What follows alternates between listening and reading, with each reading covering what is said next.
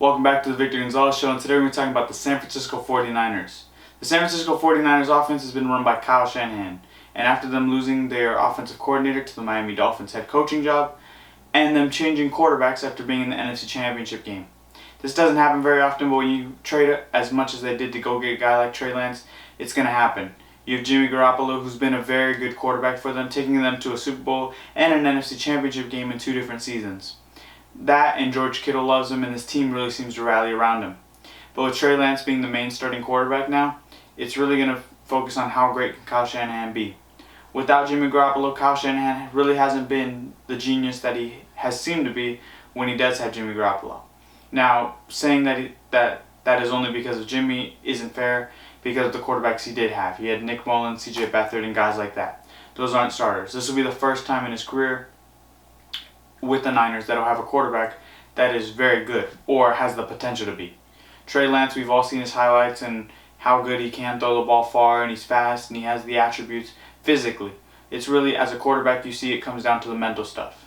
And with Nate Sudfeld as the backup, you have a guy who's, as Doug Peterson has said, he's a very good quarterback, and he deserves some opportunity, but being the backup to this Niners quarterback room is actually going to be helpful when they do trade Jimmy Garoppolo. Trading him is going to be a problem because of his cap number, which is why you're really looking at about 2 teams. You're looking at the Seattle Seahawks and the New York Giants.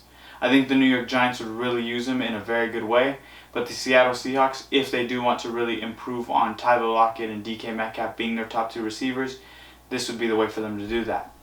Now looking at the running back, they do have guys like Elijah Mitchell, Jeff Wilson Jr., and Trey Sermon. Trey Sermon's one of those guys who I really liked out of Ohio State. I thought he had very good capabilities. And you've got Tyron Davis-Price as your number 4 running back. And then at fullback, you have the best fullback in all of the NFL in Kyle Juszczyk.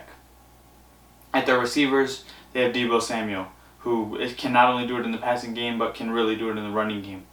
And one of those things that came out a few months ago was that he did not want to be a part of the run game anymore, which I think has gone away after him signing his contract and him being incentivized to actually have seasons rushing the football.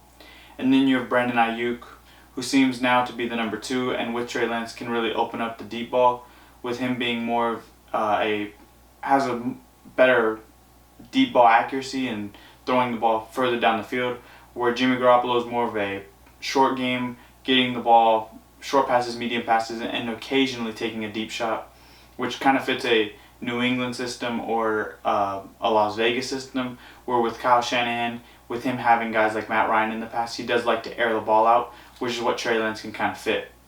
Then you're looking at Jawan Jennings, another receiver who's very good. You have Ray McCloud, who's very fast. You have Danny Gray, who showed in the preseason game against the Packers how fast he is. And you have Malik Turner at your number 6. And then you have Willie Snead at 7 and Keyshawn Johnson at 8.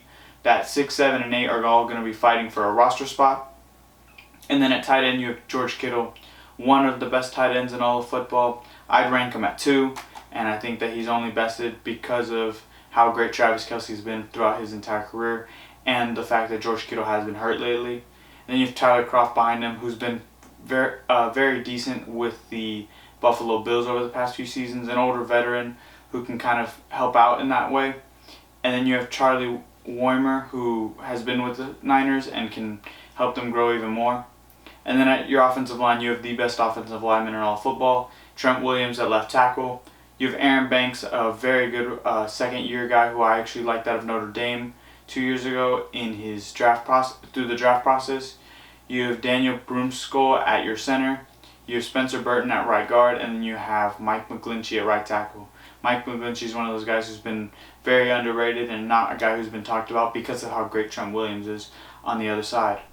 And with how this 49ers team is made, it's going to be very interesting to see how everyone treats them, whether it's their fans, the media, or whoever, because they were a team that was in the NFC Championship last year, and with Kyle Shanahan putting a stamp on this team, getting Trey Lance to be his guy, now it's going to really focus on how great is Kyle Shanahan, and can they chase down the team that they lost to in the NFC Championship that's also in their division in the Rams, and keep away everyone else from kind of taking that NFC Championship opportunity from them.